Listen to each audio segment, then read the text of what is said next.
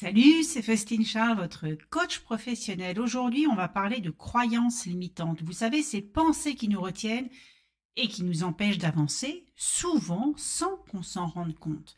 Je vais partager avec vous aujourd'hui 7 croyances ultra fréquentes et surtout comment les transformer pour booster votre épanouissement personnel et professionnel. Alors, c'est parti. Croyance numéro 1, je dois tout contrôler moi-même. Beaucoup de gens, des entrepreneurs, des managers, des dirigeants ou bien même dans leur vie perso, pensent qu'ils doivent tout gérer pour que les choses soient bien faites. Mais cette croyance mène souvent à l'épuisement, au burn-out. La réalité, c'est que la délégation est l'une des plus grandes forces. Déléguer, c'est accepter que d'autres puissent apporter de nouvelles idées, de nouvelles perspectives. C'est aussi se libérer du temps pour se concentrer sur ce qui compte vraiment. Imaginez que vous êtes le chef d'orchestre. Votre rôle, c'est de coordonner et non pas de jouer chaque instrument. Croyance numéro 2, le risque est trop grand. Ah bah oui, c'est sûr que le risque, ça fait peur et ça c'est normal. Notre cerveau est programmé pour éviter le danger. Mais rester dans votre zone de confort, c'est comme rester sur la rive d'un fleuve en se demandant ce qui se passe de l'autre côté sans jamais oser traverser. En réalité, le plus grand risque, c'est de rester immobile. Les opportunités naissent souvent de l'audace, de la prise de risque.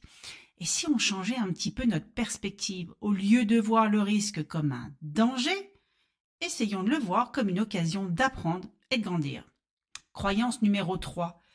Je dois être parfait et tout doit être parfait pour me lancer. Ah, le perfectionnisme.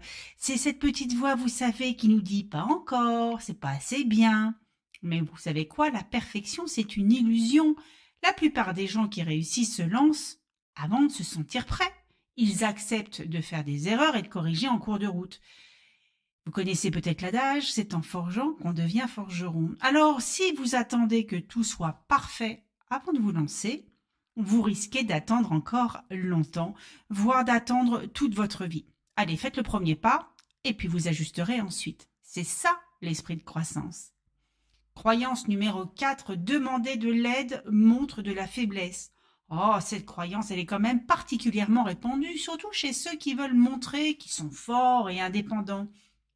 Mais en fait, vous savez, ce qui est vraiment courageux, c'est de reconnaître qu'on a besoin d'aide et oser la demander.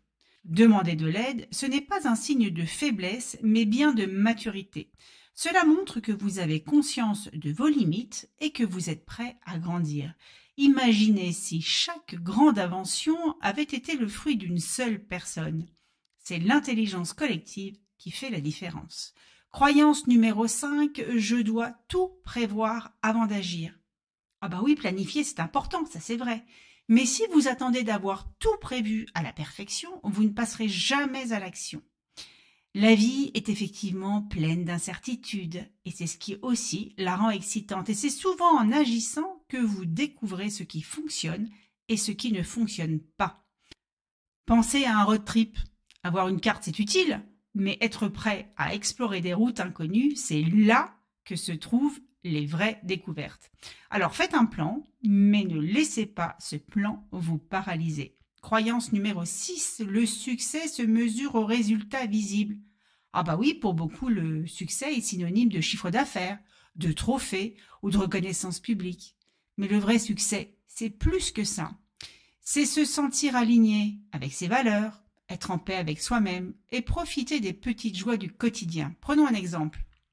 Vous pourriez être le CIO d'une entreprise prospère et vous sentir extrêmement malheureux parce que vous n'avez pas de temps pour vous.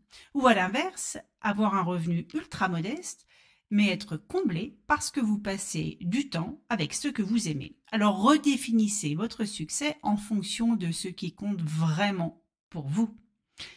Croyance numéro 7, changer, c'est trop difficile. Ah bah oui, le changement, c'est effectivement effrayant. On va pas se mentir, mais rester figé dans une situation qui ne vous satisfait pas, c'est bien pire. Le changement n'est pas forcément synonyme de grand bouleversement. Il peut commencer par une petite décision, un petit pas en avant. Et chaque pas, aussi petit soit-il, vous rapproche de votre objectif. Dites-vous que vous n'avez pas besoin de tout transformer du jour au lendemain. Faites juste un petit pas aujourd'hui et encore un demain. On vient de passer en revue 7 croyances limitantes qui, je l'espère, résonnent en vous et vous donnent des pistes de réflexion. Rappelez-vous, tout changement commence par une prise de conscience. Si une de ces croyances vous parle, c'est l'occasion de commencer à la déconstruire petit à petit. Et si vous avez besoin d'un coup de pouce pour aller plus loin, je suis là pour vous accompagner. Ensemble, on peut activer votre plein potentiel.